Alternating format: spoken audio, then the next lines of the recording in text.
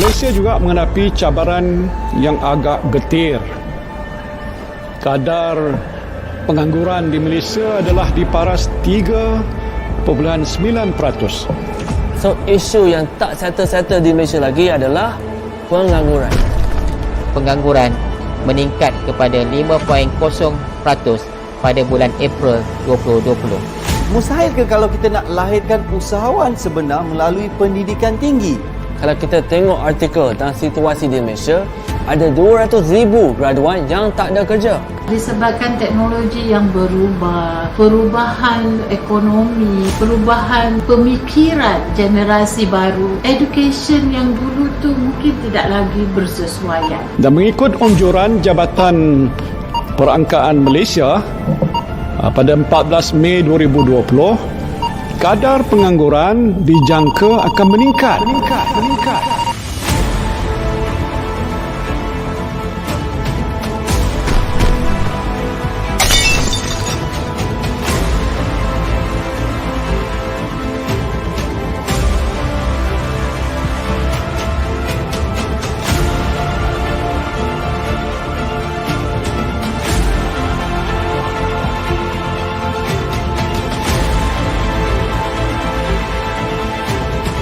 A marriage, perkahwinan antara traditional learning and kemahiran. Welcome to the revolution.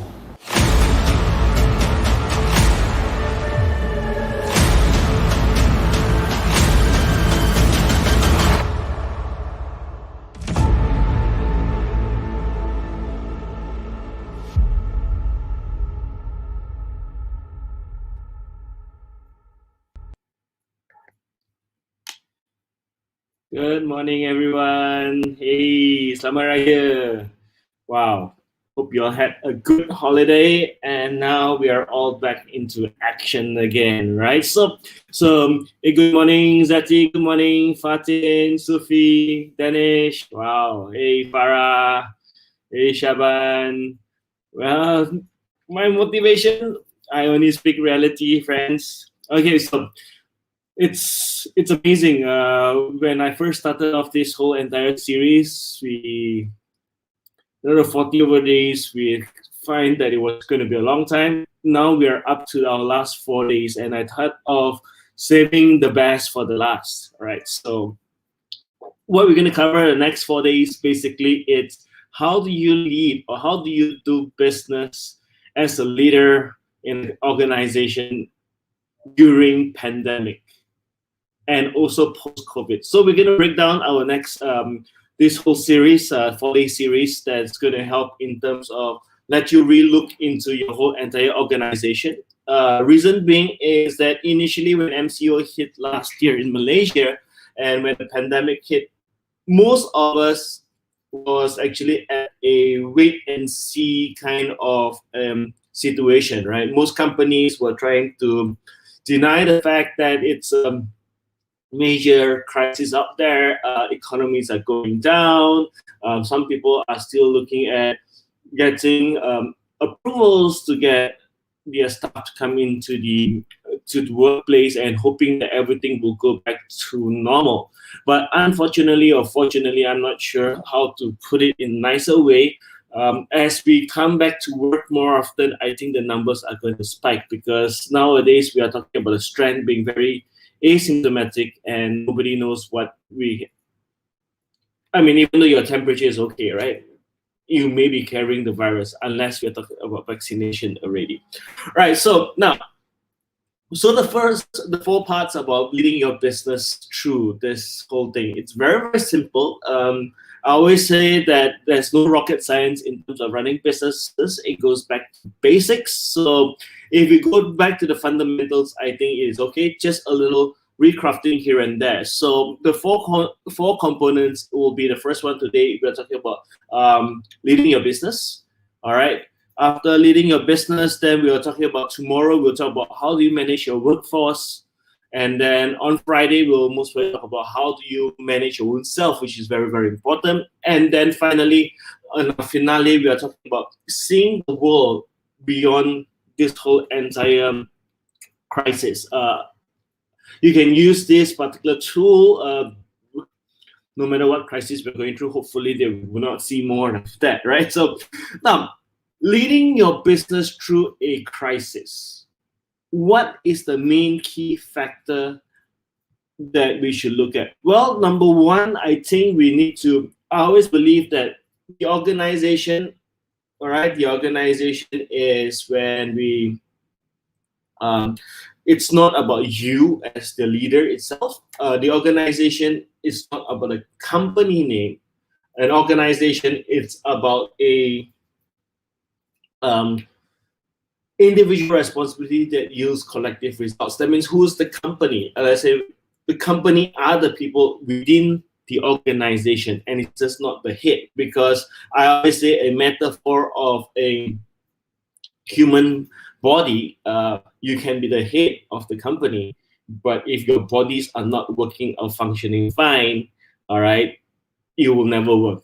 Am I right to say that? So therefore, it's not about just the head, it's just about the whole entire organization and everyone's involved. So I think the main thing as a leader here is that we need to first address our people to alleviate stress and alleviate stress in their people, acknowledging their fears. I think a point that needs to be done by every single leader is that they should take time every other day to address their staff. If they're going to come back to work and they have got no choice but to come back to work, talk to them about their concerns. Talk to them about any stress level, any family issues. Because let's put it this way, as much as the staff say, I want to go to work, are the families agreeable? Because come to think about it again, let's say I want to insist of going to work, but my family is not supporting me. Question is, will I be able to perform? All right, because at the end of the day, family comes first. And it's, as much as people always tell me, Adrian, we are very separated. Work is work, home is home. To me, honestly, I say as long as you're human, and this is my own opinion, of course, there is no such thing you can separate personal life and professional life. Because if you are messed up in your own personal life, there's no way you can perform professionally, all right? Because it's psychological as well, right? So then, hey, Mizan, morning to you. Yeah, so main thing is to address their fears, address their concerns, their stresses. Uncertainty has always been one thing that people always want to address as well, because most people that I know of nowadays is always concerned about their job. Not only they're concerned about their job, they're mostly concerned about their paycheck. And that's one thing that fears most people, right? I always believe, I mean, this personal opinion again, of course, that people are not really afraid of the virus that much. They are more afraid of not having a job and not having enough money, or losing their lifestyle that they used to have. And that is why people are still flogging the supermarkets, the malls, even though we're supposed to stay home. All right. So lifestyle is one thing that people always want to keep. Now, what else? Number one, address your people, get their concerns. Number two, most important thing is that you need to lead your business through it. It's that to give more delegation towards your team members as well.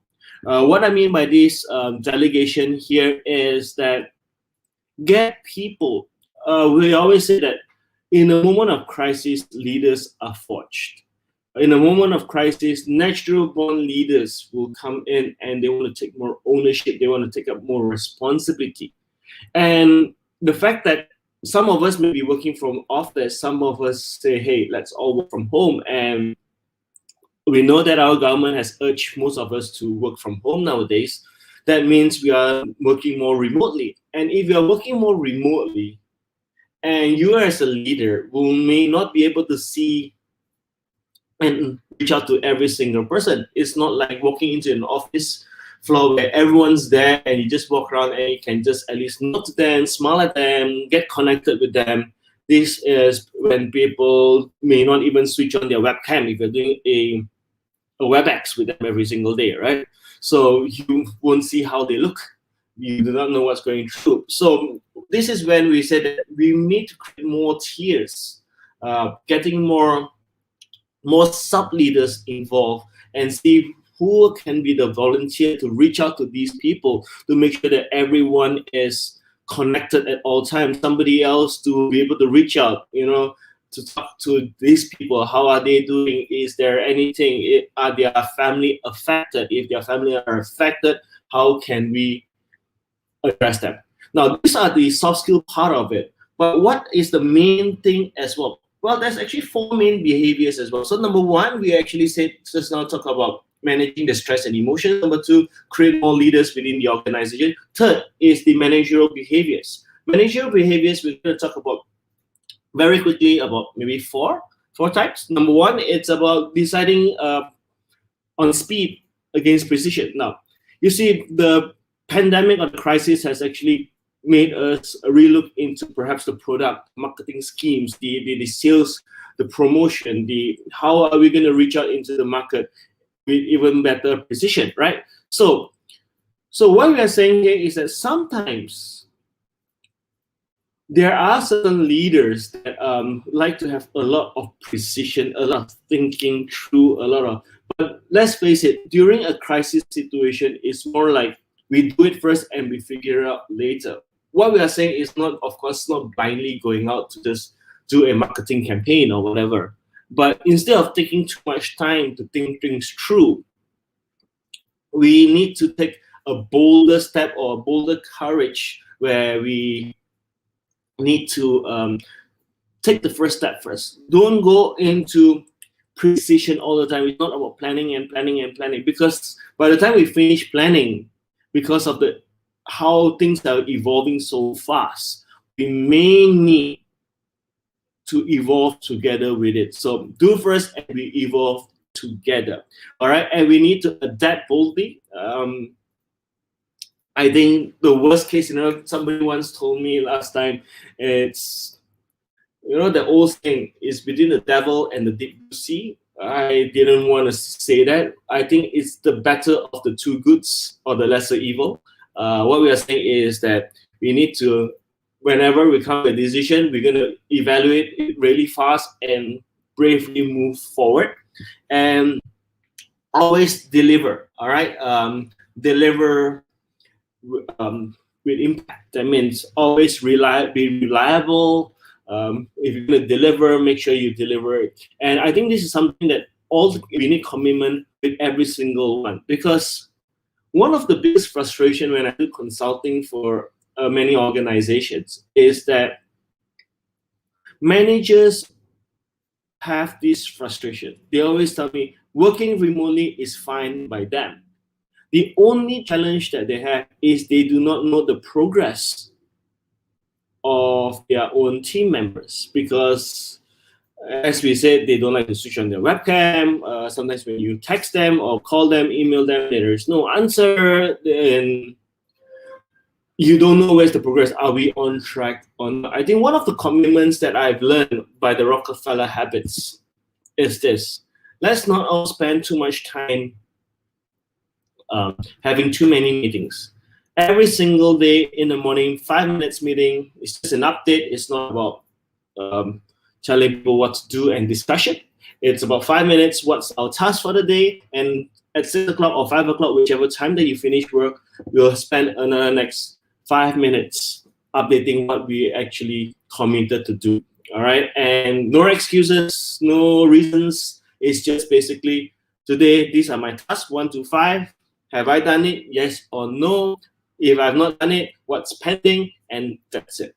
Right? Then, of course, we always need to engage everyone on a constant basis. That means it's not about engaging just on the professional level. We need to also engage them on an emotional level. Remember one thing, my friend, it's that in order for an organization to work, you need your people to work with you. It's just like a Ferrari. The engine may be strong, but your rims, your bearings, your structure all needs to be strong in order for it to move. A human body, in order for the head to think, your body needs to be physically fit. So bearing all this in mind, my friends, remember, always take care of their emotions, all right?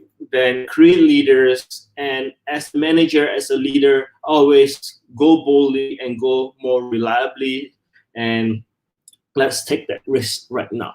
That's the first step. Tomorrow we'll come back and talk about managing your workforce in a deeper level. Then how do you manage yourself on the third day? And finally, let's see how we can plan beyond this whole entire crisis. All right, till then, thank you so much for tuning in, and good to see you all again once. All right, see you tomorrow. Goodbye.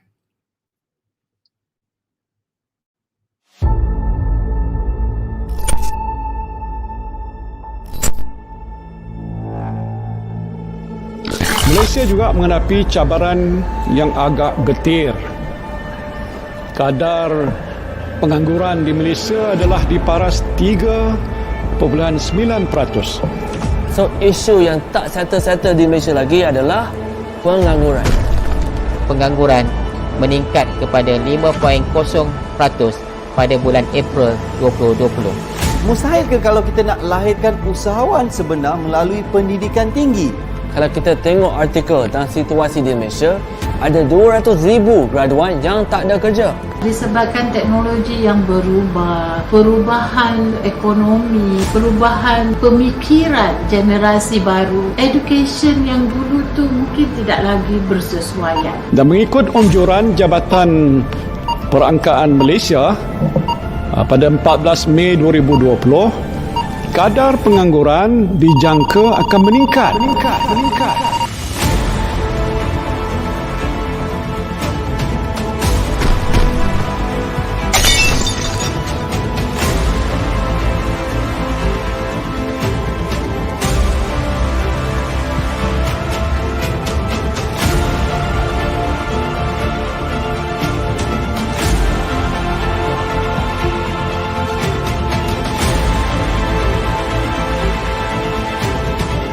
Marriage perkahwinan antara traditional learning and kemahiran. Welcome to the revolution.